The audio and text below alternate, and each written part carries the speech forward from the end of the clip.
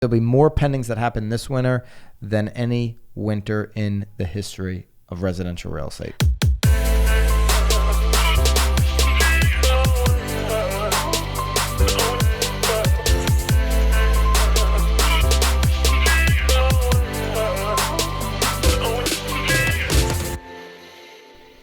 This is Byron and Nicole White, and you are tuned into episode 150 of The Real Word. Word is up. There you go. We should have a feeling. 150 episodes later. I know it was a big moment for you. It was a big moment, but here we are. Just in our room like normal. We're going to talk about some predictions for 21. Maybe Sam has a secret up his sleeve or something. If you're doing some hiring, you got a really good marketeer. Sam maybe has a secret. Maybe he's going to put some confetti here for you or whatever. Oh, that'll be nice of him.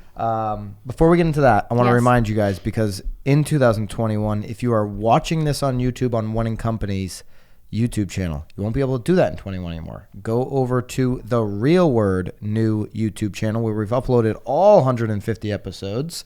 It's going to be the only place you're going to be able to find the Real Word. So make sure you go to the Real Word YouTube channel, subscribe, hit the little subscribe button, hit the little like button on this video, help out the algorithm for us. Hey, technically I think this is actually episode 151. Remember our very first one? We recorded it but I don't think it actually got recorded. So we had to do a whole nother take two. Beginner mistake. Press record. Yes. On your video. It was just, we were in your parents' basement. Yeah. If the walls could talk. The house has been sold. Well, congratulations, though, on 150 episodes. Yeah, congrats, It's Nicole. been fun sitting here with you. Let's jump right into it. Let's do it. All right. I mean, that's old news. 150 is old news now. It is. So this is an Inman piece. This is from the Windermere chief economist, Matthew Gardner. Beyond the headlines, what's in store for 2021? These are predictions, prediction mode from an economist who's been around quite a bit. I think that I have to say, though, that if you are listening to this, I do encourage you to actually click the link and read it, because I guarantee you, if you have not been asked the question, you will be asked the question about 2021. I mean, and these topics in particular, he hits on all the big ones. We're going to go through them. And we've talked a lot about what Ivy Zellman has said, what Keeping Current Matters is saying, a number, Lawrence Yun, from NAR. We've talked about all of these economists. We haven't talked about Matthew's insight, and we're going to get into that right now. Yeah, I love it. And I think it's it's chewable information. So yeah, hopefully in the editing, we're putting all of these graphs up. Yep. I like it when we do that. So let's start with mortgages. The average 30-year mortgage rate history and forecast. This particular chart is going back to 2016, where we're at 3.65. 2017 was 4. 2018 was 4.5. 2018 was probably the worst market we've seen in residential real estate. Who would figure 4.5% interest rates? 2019 came back down to about 4, just under 4. Quarter one of 2020, 3.5%. Quarter two down to 3.23. Quarter three down to under 3%. And here in quarter four, this says 2.83%. I'm seeing 2.75 right now. Well, I think it really depends on, obviously, your credit. Yeah. Yeah. Now, we mentioned this on a previous episode where Ivy Zellman said, listen, the rates are going to eventually go up. We talked about it with the vaccines. If the vaccines and there's more Ooh, and normalcy. Today was like the day one of UK. Really? Yeah, UK. Patient one or patient A. Okay. 90-year-old woman. That'll help our US market for sure. But no, eventually we're gonna have the vaccines. I'm just letting you know. It's like I big day. Appreciate that. Big And day. we should be having our day one or patient one or whatever you want, patient zero, very soon. It sounds like. So we're going to get our vaccines. And as we get back to a place of normalcy at some point in 2021, as the economy starts to even recover more than it has, you should theoretically, to Ivy Zellman's point, and now to Matthew's point, you should see these interest rates start to tick up. So he's projecting quarter one to go up to 2.88%, not really far off of where we've seen here. Nope. Quarter two, over 2.9%.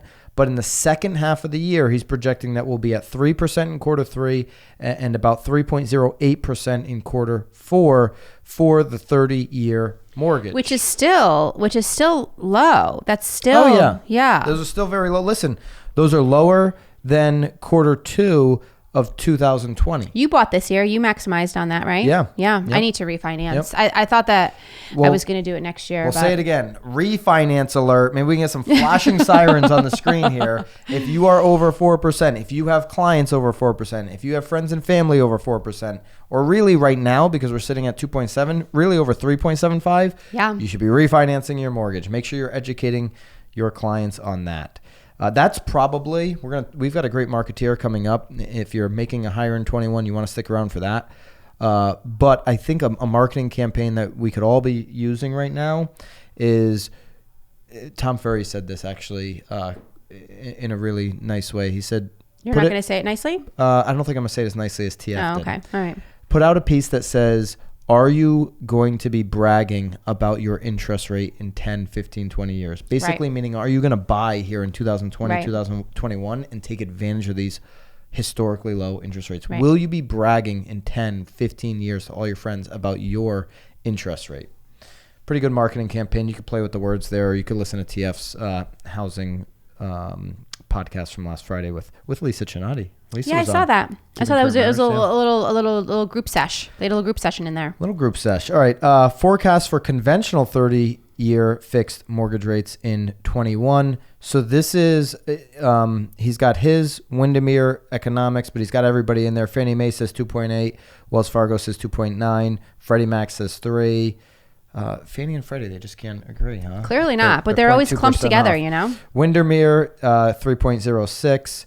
NAR 3.1, and Mortgage Bankers Association is the highest at 3.3. That's an interesting number there. So you've got 4 out of 6 that are forecasting the fixed mortgage rates in 21. The average is going to be 3 or over. Okay. 10-year Treasury. We talked about this with Ivy Zellman. We're projecting here, or he's projecting that the 10-year Treasury maturity rate history and forecast is going to go up each quarter of 2021, which theoretically would drive up those 30-year fixed mortgage He's saying rates. that those maps sort of overlay properly. Yeah. All right, now let's go into category number 2. So there's your mortgage prediction from Windermere. Now we're into home sales. Okay, everybody's saying what? What's this winter going to be?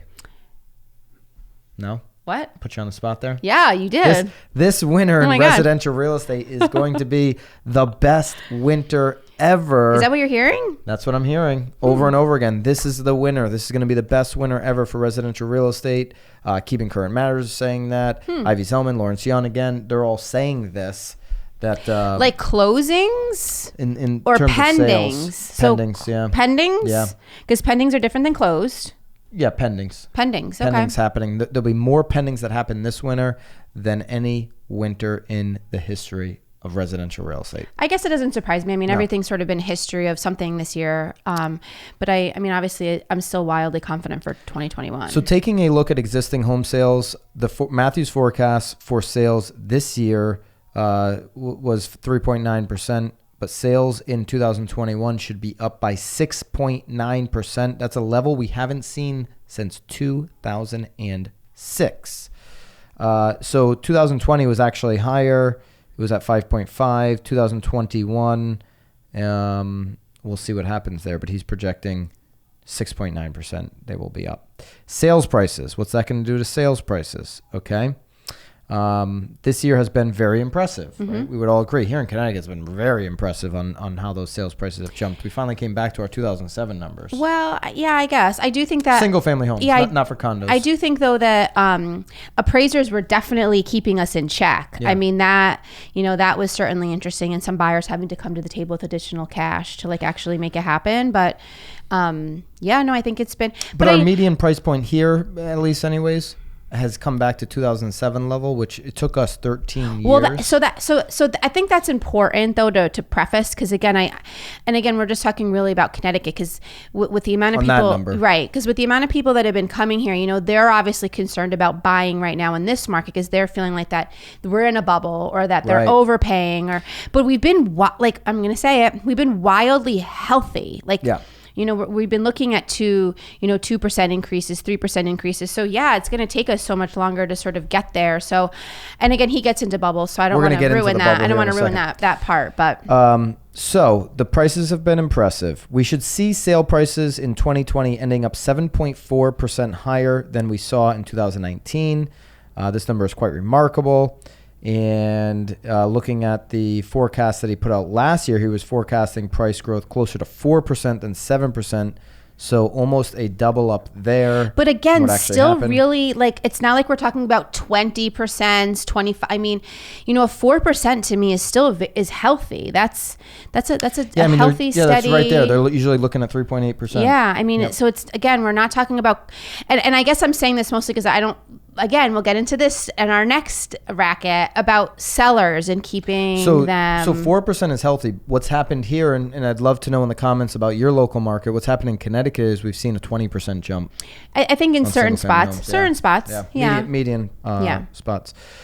All right, so here's the deal. They're projecting in 2021, his projection rather is, again, he's back to his 4% number. 2020 hit the 7.4. He's back down to 4.1 for 2021. So he thinks the appreciation will slow back down to a more of what we're looking for in a healthy market. 3.8 year over year is kind of the number.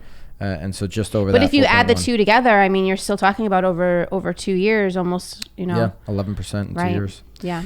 All right, new home sales. 2020, new home sales went up 8%. And next year, he sees startups by a very significant 16.4%. That does not surprise me at all. And I think that has mostly to do with the fact that we have such a lack of inventory.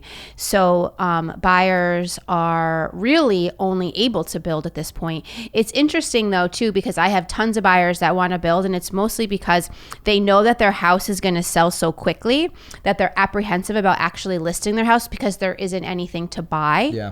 Or getting into a new construction situation, they know when to sort of put the house in the market because they're able to then, like, you know, do it, you know, 60 days prior to the house being completed. You better have a tight deadline. I don't love that strategy personally because you just don't, if it's going to take you a year to build, I mean... Oh, I don't think it'll take... I mean, it'll certainly happen in 2021. Yeah.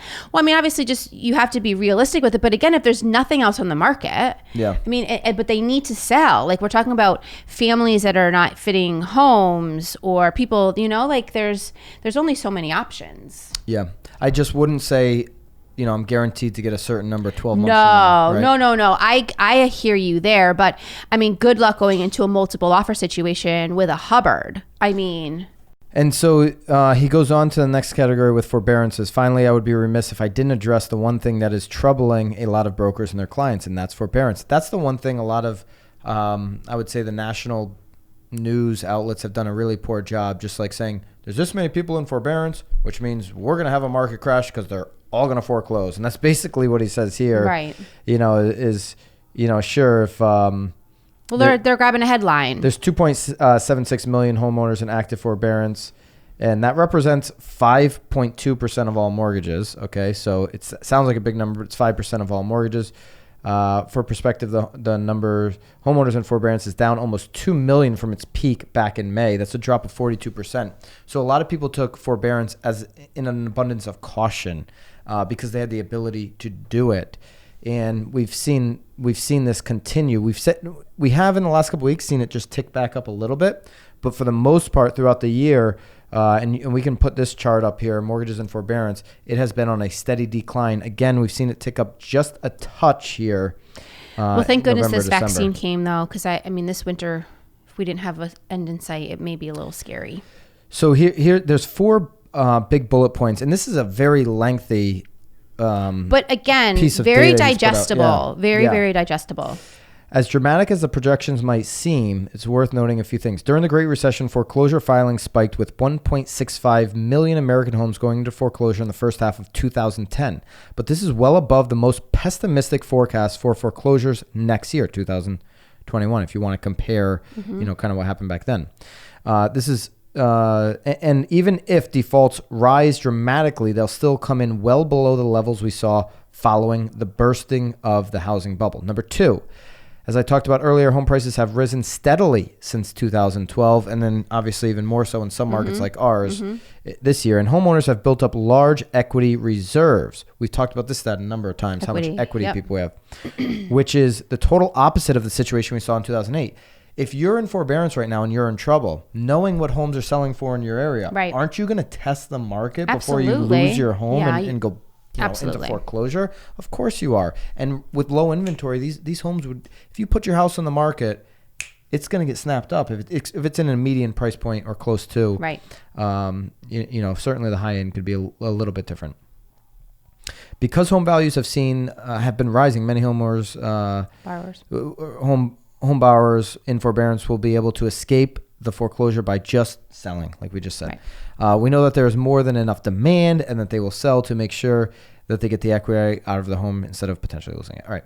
Lenders, number 3, have no stomach for a repeat of the foreclosure crisis we saw back in 2008. Absolutely. I am seeing lenders positioning themselves to use a more cooperative, less punitive approach to delinquent borrowers. Right. Well, that Great Recession, though, was because of the housing market. It was because of the mortgage market, for sure. So, I mean, we're in a very different situation. Yeah. I mean, we have lenders here that aren't even writing jumbo loans now. We have a lender, Buffet, who actually has been on the, we let him sneak on the Real Word one time a while back.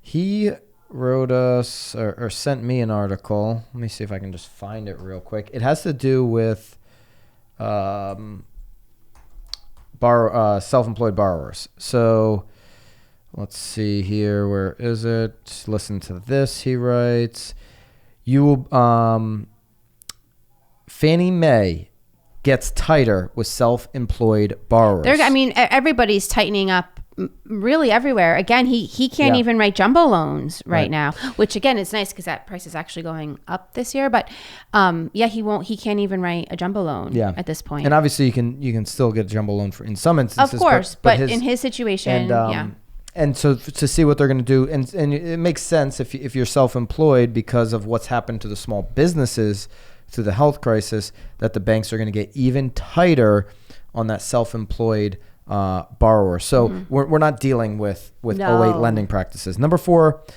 many but not all of the owners in forbearance will not enter foreclosure because they will be able to catch up on their past due amounts by paying more each month. And some may be allowed to add these past due amounts to the end of their mortgage by lengthening its term. Obviously, everybody's situation is different there. All right, final thoughts. Housing bubble burst. He does not see that. I'll let you read through that. Mass migration. He's still seeing a lot of people wanting to move. Yeah, but he's saying that it's not actually as big of a migration as what Zillow says. Well, as what most are assuming. Yeah, cities are still pretty solid. And Zillow projects huge movement, so he's a little less bullish on that. For sure. Condos. I don't see the condo market collapsing across the country, though. I see significant issues in markets like Manhattan and San Francisco. Right. That obviously makes sense.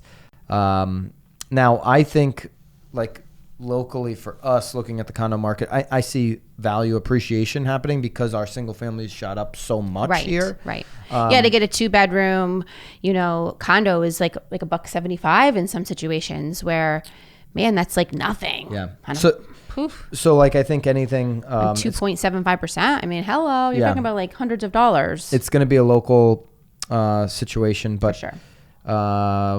He's got one comment so far. This just came out. Excellent overview. I agree. It's an excellent overview. Excellent read. We're going to link that up. I highly recommend you reading it. Yes. All right. Not a Racket. And we're going to get into Racket number 2. And that is another Inman article. Overpriced listing. How to persuade clients to drop that number.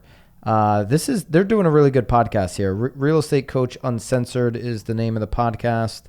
And, I've jumped into a little bit of their content. Bernice Ross. I feel like I'm going to maybe not. All right. So we're just going to go through the list and kind of give our 2 cents. All right. Yep.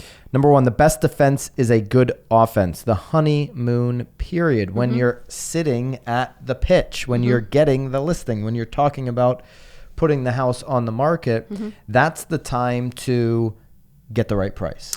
Well, right. They're also saying, though, that, you can explain to the seller that the honeymoon phase during the listing is the first 2 weeks. Yeah. So if you're not getting anything, and I say that every time, like we will know immediately. Because again, here too, he's talking about a lot of sellers are now wanting to push the market, test the market. I have had a lot of sellers, and in some situations, I'm willing to test it if it's something that's, in the right price point. But again, you will know quickly if you have already priced yourself out of the market. Testing the market is a poor idea because most showings occur during the so-called honeymoon period. The first 14 to 21 days, the property is on the market. After this initial surge of buyers, showings drop dramatically. Here's something else. They didn't say this, but if you're a buyer in the market, and you've missed out on 2 or 3 properties, you're like, man, these things are selling in 2 or 3 days. And so if you see something that's been on 30 days, what are you now telling yourself as a buyer? Something wrong, don't even want to look at it. And they're not even scheduling that showing. They're only scheduling showings on stuff that's brand new, right? Because they feel like the good properties are selling in 2 or 3 days. Right. So you don't want to go through this 14, 21 day testing period. Oh, for sure. You're going to cost yourself money as a seller. Absolutely. Number 2. And obviously that 14, 21 days, the 2 days selling, we're talking median prices, obviously. Mm-hmm. You have something super luxury market, those days kind of go up. I think what's nice though too is maybe at that situation, if they are wanting to test the market, I know that they're talking you out of doing that right now, but even if you can get a price reduction signed at the listing, so you're not then having to have a whole nother conversation in 2 weeks, like, hey, listen, I'll do this for you, but here's the price reduction sheet already, like, and then sign it, and then it takes the conversation out later. You've made your case how strongly you feel about the price that you're presenting. Right. Number 2, the 10 days or 1,000 page views approach. I like how they frame this, Bernice. This is great. Here's a similar strategy you can also use on listing appointments. When you take the listing, tell the seller that if you have 10 showings with no offers, that's always the golden rule. 8 to 10 showings equals an offer if you're priced right. Or if you have 1,000 page views, we never see 1,000 page. Well, I'm thinking saves on Zillow. That's wrong. We definitely see 1,000 page views. This is talking about on the MLS side. And only a handful of showings during the first 14 days on the market, they need to drop the price. Absolutely. If 1,000 people have seen you combined between Zillow and Realtor and Truly and Redfin and all these different places. Unless you didn't do professional photos. I mean, that may be, true. That may be, well, that 100% of listings should have professional that photos may by be now, your guys. problem. Come on. Well, I don't know about that. Number 3, you're not doing your job. This is what you hear a lot of times. Sellers are frustrated. Like, show me where you've been marketing my home. What are you doing? You aren't doing your job. Right. Mm-hmm. That's what they say. And you now have to absolutely be ready to handle that objection. That's going to be an objection that if you take an overpriced listing, don't have the conversation up front. Don't tell them that they're going out overpriced from the beginning or turn that listing down. You're now setting yourself up for these being blamed, right? So you're going to want to look. There's a whole list of ways you can do this. To show that you're actually doing your correct. job. Yeah. Performance reporting. You should be sending that out to your sellers every single week. We've talked about that in the past. You can read through those. Oh, look, they even give you a little script. Yeah, I like that script. Here's the script. Mr. and Mrs. Seller, as you can see from this spreadsheet. I like as I promised. I always say that. Your listing has had over 10,000 page views during the past 2 weeks. This doesn't include the 100 brokers and open house visitors we've had at your brokers open and Sunday open houses. That maybe not working in COVID. I don't think you're doing brokers opens right now too often. The issue here is the price, not the marketing. Oof, man, they are going right at it here. I might want to do this one face to face or on a Zoom.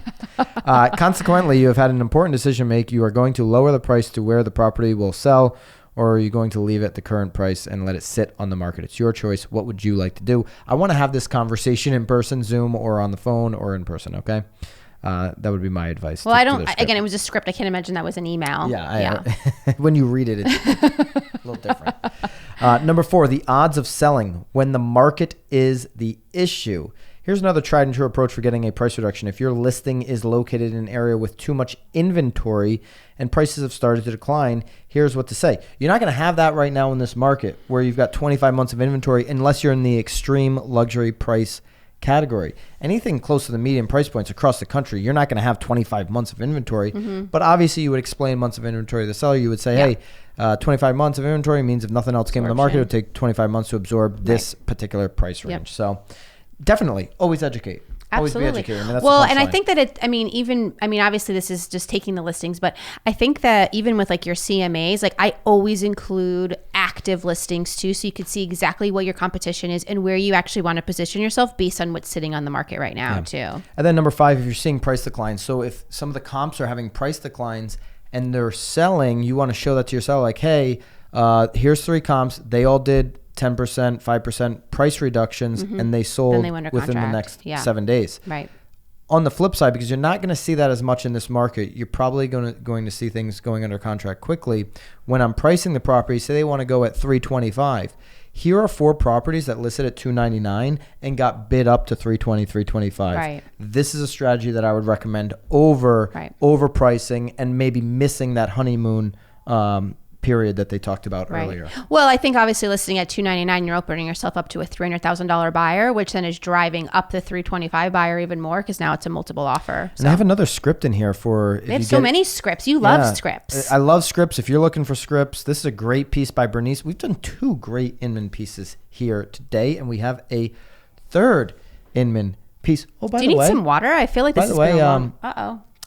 You were supposed to have those questions prepared for me from the last. I'm not going to let you off the hook on that. We're going to do the Marketeer, and then you get your questions. Oh my gosh, I don't even think I remember them at this point. You were supposed to come prepared for that. Yeah, you don't have them? I don't know. All right. Marketeer of the week. This is another opinion piece.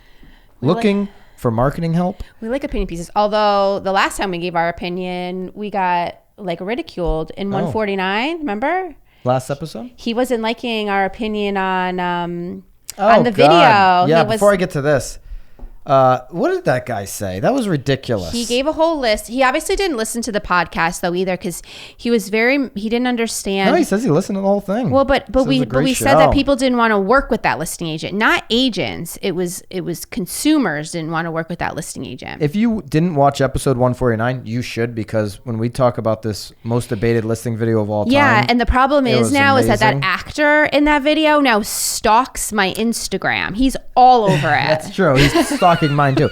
Daniel Dobbs, thanks for watching the podcast last week. Yeah. He said there was 3 issues in your podcast. And then I kind of wrote back. He said, 1, judgment of the home seller and agent to use the video.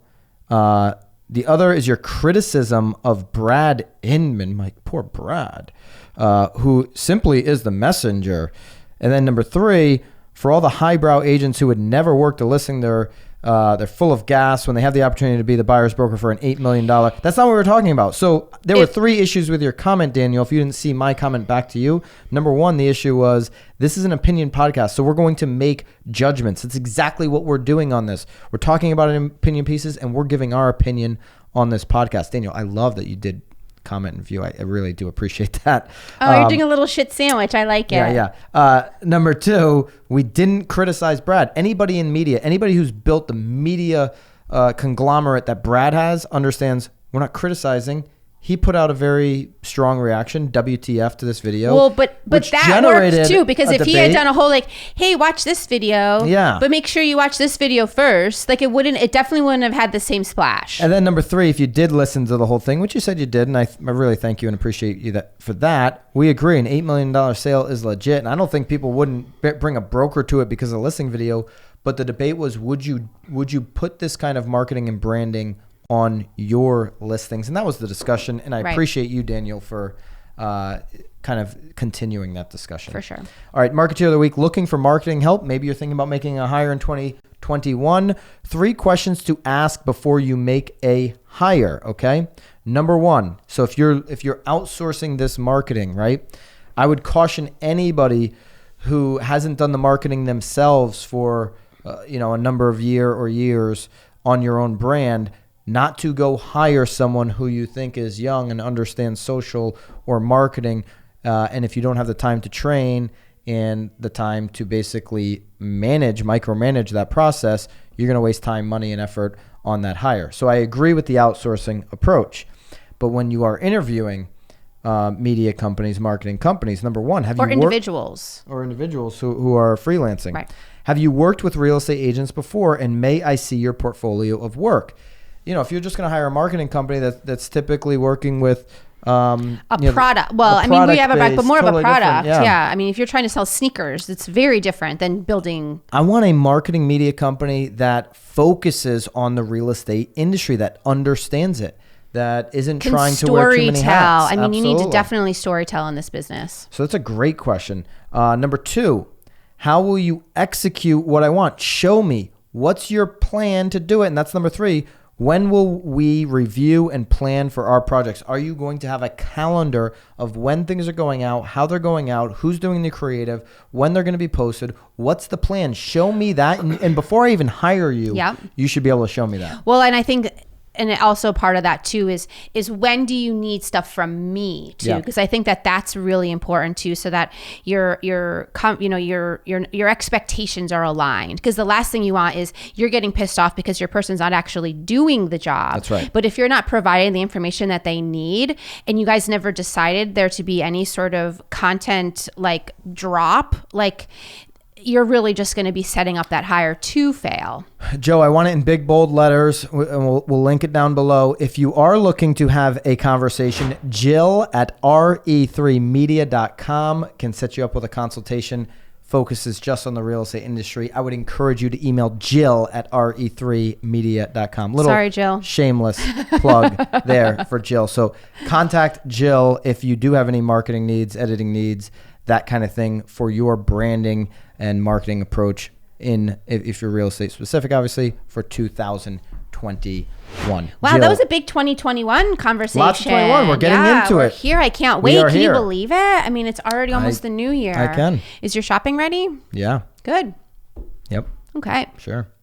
Well, all right. Congrats on 150 episodes. Yeah, you as well. Congratulations. It's been fun. It has been fun. If you're not subscribed to the Real Word YouTube channel, go do that right now. Hit the like button. Definitely subscribe. These videos, if you're watching them specifically on YouTube on the One and Company channel, are going away in 2021, and they're only going to be posted on the Real Word channel. Obviously, if you're listening, we appreciate that. If you're listening to the podcast, whether you're on Apple or Spotify or SoundCloud, please leave us a 5-star review. We need to start getting conscious on our reviews on the podcast side.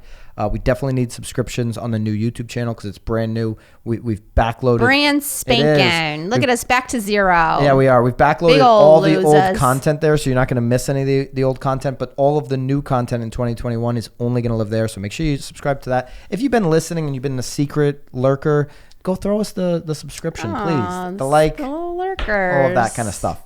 But appreciate you lurkers. guys. I think I lurk. I think I might be a lurker. Yeah, you are a lurker. Mm-hmm. We've got a few episodes left here before the end of the year, maybe 2. I don't know. What are we sitting at? Yeah, maybe a couple episodes left. We appreciate you. We want everybody to have a great 2021. We hope these tips were helpful. Stay healthy too, I hope. Please. Yes, please do that. And if they were helpful, please share this video to somebody in your office, maybe your broker or your manager, somebody else that can benefit from this content. Good. All right. Thank you. Nicole? Feel good about it? You got I think you hit your word quota for the day. I feel fantastic about it. And hopefully you guys do too. Keep it real. We'll see you next time. See you guys.